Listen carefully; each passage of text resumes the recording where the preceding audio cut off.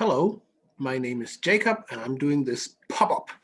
My attempt to do a model that can understand religious change in Latin America and within lived Catholicism in Latin America better. I'm going to share a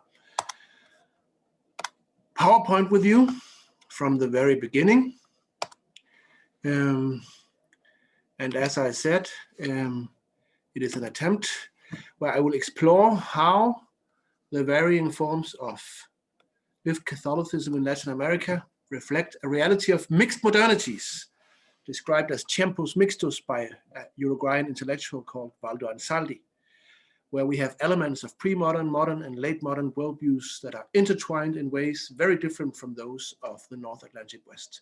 So I try to look at it through the eyes of Charles Taylor, David Martin, Pierre Bourdieu, and Andreas Rickwitz, and see if I can do the very first steps of a model. So I must continue. Here it is. Here we have the worldviews. Pre-modern worldview characterized by an enchanted, ordered cosmos, certain fatalism, communal duties, awe for the divine, ritual and sacrifice. Then we have the modern worldview, partially disenchanted, focus on order, on progress, on responsibility for yourself, for your family, for your community.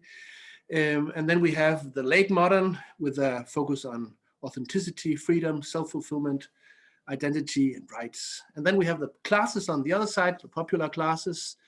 Here, middle classes, the upper class, divided between I've added some extra categories: indigenous, Afro-Caribbean, non-academic middle class, educated, academic middle class, and the rich.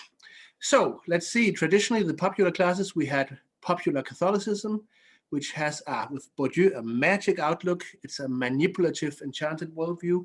And so we also had syncretistic Catholicism within the indigenous realm, also magic. Then we have the great shift. We have dominant Orthodox Reformed Catholicism, Acción Católica, diverse lay movements try to order society and to inform the lay people, to educate them.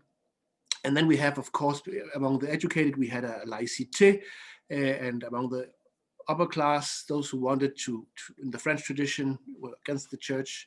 Then we have liberationist Catholicism coming in here. It's more prophetic. It has a challenge to the established order. And we have, that's not Catholicism, we have Pentecostal and evangelical Christianity comes in here also as a ordering principle when people move to the big cities. Also countercultural vis-a-vis the dominant culture. And then we have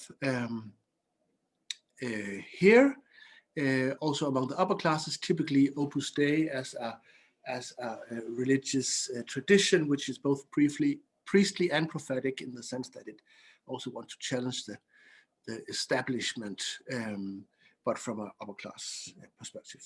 Then if we go down here to late modern worldview, and it's not a timeline. So these are coexisting at the same time. That is the interesting thing about it. Then we have among the lower classes, creative syncretism, Santa Muerte cult and other magic syncretism. And then we have a reborn indigenous spirituality, which has loosened itself from the Catholic anchor and has become independent, and is also prophetic, challenging the status quo. And then we have the new left, anti-Catholic, pro-choice, feminist people who were before found in this camp, liberation theology, but who are now cut the ties with the church. And then we have, again, Neo-Pentecostalism coming in, could be down here, could also be up here, as a kind of a late modern, postmodern form of Pentecostalism, which is both, also has magic elements and prophetic countercultural elements. Of course, you can be countercultural in very different ways, Pentecostalism and liberationists, but in the end, it's an attempt. I hope it makes sense. My 5 minutes are have gone, so I must stop now.